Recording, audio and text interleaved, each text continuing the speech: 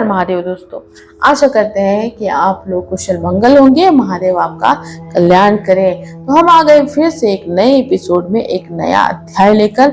पिछला 16वां अध्याय था, उसमें आपने देखा कि किस तरह सृष्टि उत्पन्न करने के बाद ब्रह्मा जी ने मनुष्यों का निर्माण किया, ऋषियों का निर्माण किया और बहुत सारे सुर असुर सबका निर्माण किया। तो ये आपने 16वें अध्याय में देखा था।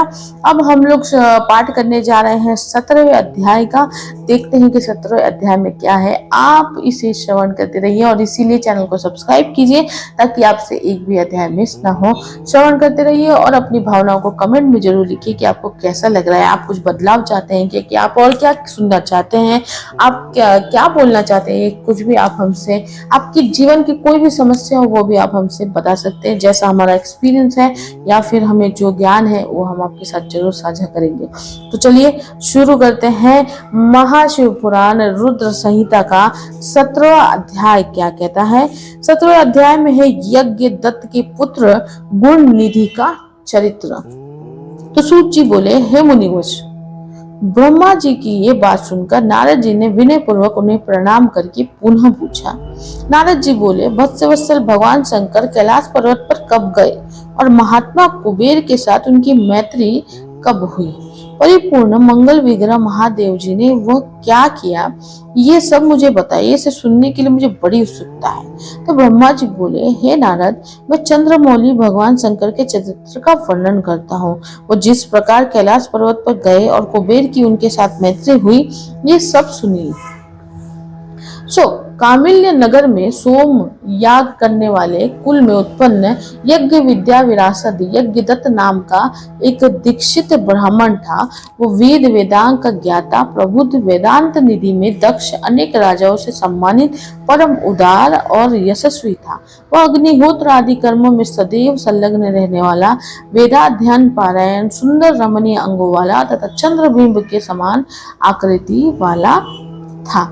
इस दीक्षित ब्राह्मण के गुणनिधि नामक एक पुत्र था। उपनयन संस्कार हो जाने के बाद उसने 8 विद्याओं की भली भांति अध्ययन किया, किंतु पिता के अनजान में वो धूर्त कर्म में प्रवृत्त हो गया।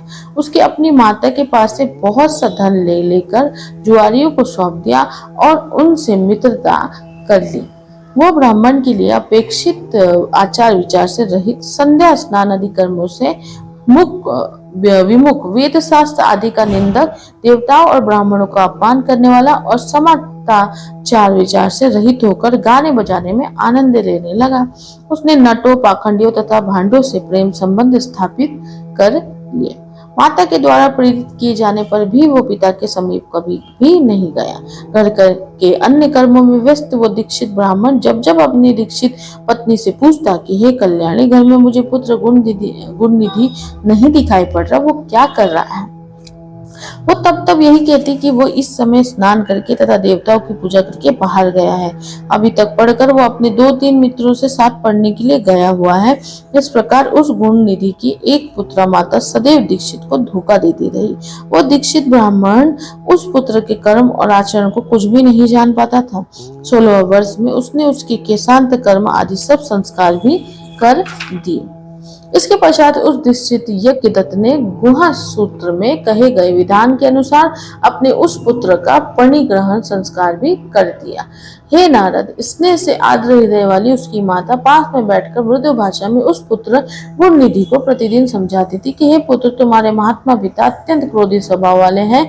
यदि वे तुम्हारे आचरण को जान जाएंगे तो तुमको और मुझको भी मारेंगे। तुम्हारे पिता के सामने मैं तुम्हारी इस बुराई को नित्य छिपा देती हूँ। तुम्हारे पिता की समाज में प्रतिष्ठा सदाचार से ही है, धन से नहीं है। ये पुत्र, ब्राह्मणों का धन तो उत्तम विद्या और सज्जनों का संसर्ग है। तुम प्रसन्न मन होकर अपनी रुचि उनमें क्यों नहीं लगा रहे हो? तुम्हारे पितामह आदि पूर्वज सुयोग क्षेत्रीय वेद विद्या में पारंगत विद्वान दीक्षित सोमयागी ब्राह्मण है, ऐसी लोक प्रसिद्धि को प्राप्त किए थे। अतः तुम दुष्टों की संगति छोड़कर साधुओं की संगति में तत्पर हो जाओ, संध्याओं में मन लगाओ और ब्राह्मण नोचित सदाचार का पालन करो। तुम रूप से पिता के अनुरूप ही हो, यश, कुल और शील से भी उनके अनुरूप बनो। इस कर्मों से तुम लज्जित क्यों नहीं होते हो? अपने बुरे आचरण को छोड़ो। तुम 19 वर्ष के हो गए और ये तुम्हारी पत्नी 16 वर्ष की। इस सदाचारणी का वर्णन करो, अर्थात इससे मधुर संबंध स्थापित करो और पिता की भक्ति में तत्पर हो जाओ। तुम्हारे ससुर भी अपने गुण और सील के कारण सर्वत्र पूजे जाते हैं। हे पुत्र, उन्हें देखकर और उनकी प्रशस्ति को सुनकर भी तुम्हें लज्जा नहीं आती है। अपनी बुरी आदतों को छोड़ दो। हे पुत्र, तुम्हारे सभी मामा भी विद्याशील तथा कुल आदि से अतुलनीय हैं। तुम इनसे भी नहीं डरते। तुम तो दोनों वंशों से शुद्ध हो। तुम इन पड़ोसी ब्राह्मण कुमारों को देखो और अपने घर में ही अपने पिता के इन विनयशील शिष्यों को ही देखो। हे पुत्र, राजा भी जब तुम्हारे इस दुष्टाचरण को सुनेंगे तो तुम्हारे पिता के प्रति अपनी श्रद्धा त्याग कर उनकी वृत्ति भी समाप्त कर देंगे। तभी अभी तो लोग ये कह रहे हैं कि ये लड़कपन की चेष्टा है। इसके पश्चात वे प्राप्त हुई प्रतिष्ठित दीक्षित की उपाधि भी छीन लेंगे। सभी लोग तुम्हारे पिता को और मुझको भी दुष्ट वचनों से धिक्कारेंगे और कहेंगे कि इसकी माता दुष्चरिता है, क्योंकि माता के चरित्र को ही पुत्र धारण करता है। तुम्हारे पिता पापी नहीं है, वे तो श्रुति स्मृतियों के पथ पर अनुगमन करने वाले हैं। उन्हीं के चरणों में मेरा मन लगा रहता है, जिसके साक्षी भगवान सदाशिव है। मैंने ऋतु समय में किसी दुष्ट का मुख भी नहीं देखा जिसका तुम्हारे ऊपर प्रभाव पड़ा गया हो। अरे वो विधाता ही बलवान है, जिसके कारण तुम्हारे जैसा पुत्र उत्पन्न हुआ है। माता के द्वारा इस प्रकार हर समय समझाए जाने पर भी उस अत्यंत दुष्ट बुद्धि वाले ने अपने उस दुष्कर्म का परित्याग नहीं किया, क्योंकि व्यसन प्राप्त प्राणी दुर्भोग होता है। मृगया यानी शिकार, मद, पैशून्य, चुंगली, असत्य भाषण, चोरी, धूत और वेश्यागमन आदि इन व्यसनों से कौन खंडित नहीं हो जाता है। वो दुष्ट जो संदूक, वस्त्र आदि वस्तुओं को घर में देखता, उन वस्तुओं को ले जाकर जुआरियों को सौंप देता था। एक बार घर में पिता के हाथ की एक रत्न जटित अंगूठी रखी थी, उसे चुरा करके उसे किसी जुआरी के हाथ में दे दिया। संयोग से दीक्षित ने किसी जुआरी के हाथ में उस अंगूठी को देख लिया और उससे पूछा कि तुम्हें ये अंगूठी कहाँ से प्राप्त हुई। उस दीक्षित के द्वारा बार बार कठोरता से पूछे जाने पर उस जुआरी ने कहा, हे ब्राह्मण, आप जोर जोर से मुझ पर क्यों आक्षेप कर रहे हैं? क्या मैंने इसे चोरी से प्राप्त किया है? आपके पुत्र ने ही मुद्रा लेकर इसको मुझे दिया है। इससे पहले भी मेरे द्वारा जुए हुए में जीते लिए जाने पर उसने अपनी माता की साड़ी भी चुरा कर मुझे दे दी थी। उसने मात्र मुझको ही अंगूठी नहीं दी, अपितु अन्य जुआरे भी उसके बहुत सा धन दिया है। रत्नों की संदूक, रेशमी वस्त्र, सोने की जारी आदि वस्तुएं, अच्छे अच्छे कांसे और तांबे के पात्र भी उसने दिए हैं। जुआरी लोग उसे प्रतिदिन नग्न करके बांधते रहते हैं। इस भूमंडल पर उसके समान कोई दूसरा जुआरी नहीं है। आज तक आप जुआरियों में अग्रणी और अवनीय तथा अनिति में प्रवीण अपने पुत्र को क्यों नहीं जान सके? ऐसा सुनकर लज्जा के भार से उस ब्राह्मण का सिर झुक गया और उसने अपने सिर को वस्त्र से रखकर वो अपने घर चला गया।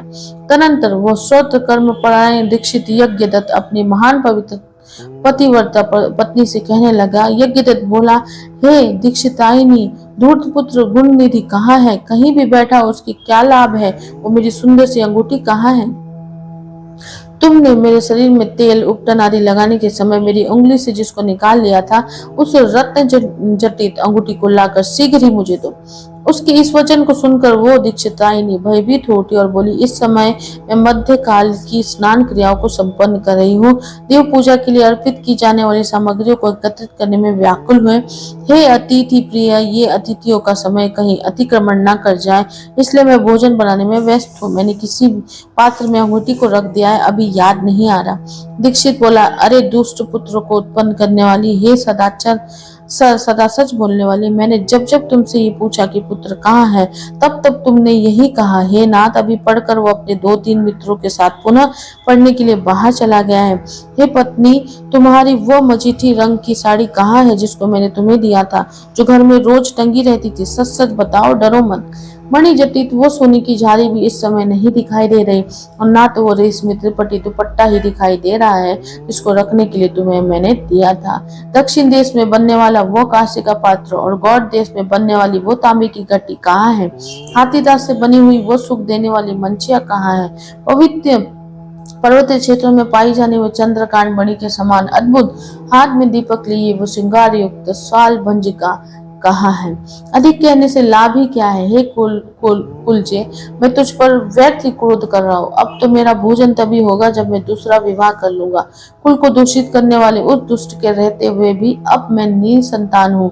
उठो और जल लाओ, मैं उसे तिलांजलि देता हूँ। कुल को कलंकित करने वाला कुपुत्र की अपेक्षा मनुष्य का पुत्रहीन होना श्रेयस्कर है। कुल की भलाई के लिए एकाक परित्याग कर देना चाहिए, ये सनातन नियम है। तदनंतर उस दीक्षित ब्राह्मण ने स्नान करके अपनी नित्य क्रिया संपन्न करके उसी दिन किसी क्षेत्र ब्राह्मण की कन्या को प्राप्त करके उसके साथ विवाह कर लिया। और इस प्रकार से शिव महापुराण के अंतर्गत द्वितीय रुद्र संहिता के प्रथम खंड में सृष्टि उपाय खंड में गुण निधि चरित्र वर्णन नामक 17वां अध्याय पूर्ण हुआ। हर हर महादेव। तो आपने ये 17 अध्याय में बड़ी सुंदर कहानी हम लोग ने शुरू कर दी है। ये जो गुण निधि बंदा है, ये बहुत ही कुलुषित बंदा था और ये ब्राह्मण घर में जन्म लिया है इसने। और ये जो ब्राह्मण जी हैं ये बहुत ही अच्छे हैं और संस्कारी हैं, धर्म को मानने वाले धार्मिक हैं। उनका जो पुत्र है जिसका नाम गुण निधि है, वो सभी प्रकार के बुराइयों में लिप्त है, जुआरी है, अपने घर की चीजों को बेच देता है। इवन उसकी शादी भी हो गई है लेकिन वो सुधर नहीं रहा। उसकी माँ उसको सुधारने की कोशिश करती है लेकिन वो फिर भी नहीं सुधर रहा है। लेकिन ये बात वो अपने पति से यानी कि उस लड़के गुणनिधि के पापा से हमेशा छुपाती है और वो उसके सामने आने नहीं देती। और इससे अब जो है गुणनिधि के पाप को पिताजी को ये पता चल चुका है कि वो कितना बड़ा जुआरी है और वो बहुत ही बुरे कामों में लिप्त है। तो अब जो है ये कहानी इंटरेस्टिंग होने वाली। तो आई थिंक आपको ये अध्याय पसंद आया होगा, तो जरूर श्रवण कीजिएगा। हम मिलेंगे इस कहानी के अगले भाग में आपको अगले एपिसोड में अगले अध्याय के साथ। तब तक अपना बहुत बहुत ख्याल रखिए। हर हर महादेव।